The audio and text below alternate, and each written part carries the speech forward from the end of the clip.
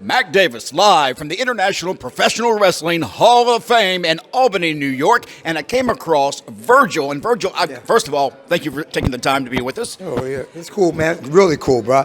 I can take the time to talk my talk and walk my walk. I hear you. Now, we talked last night briefly, and I was asking you about this picture we saw in California that everybody said you were in California. That picture was old, okay? That picture was like about maybe 2015, okay? How many people have asked you about that since it popped up? I mean, I had about 3 guys that asked me about that. That picture was like 2015, where Hall of Fame. I was standing right on Vince's name right there. Yeah. That was like 2015. That wasn't just happened yesterday.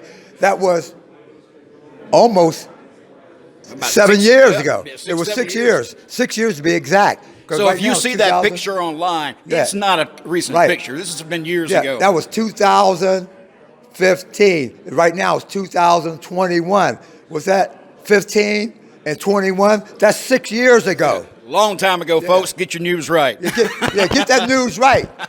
Virgil, let me ask you, of all the things you've done in the WWE and WCW, the NWO, what was your favorite time in wrestling? Oh, man, the greatest time had to be the WWF.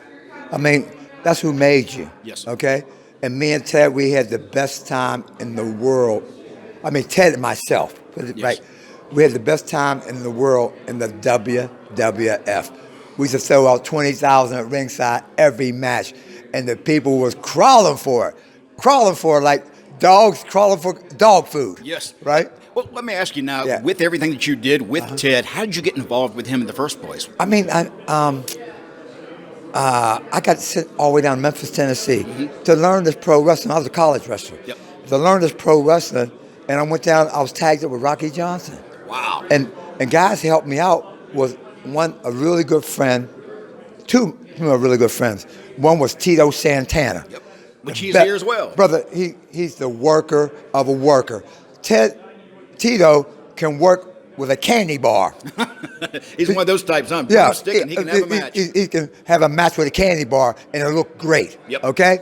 And Rick Martel, he was just like Tito. He was the best of the best, bro.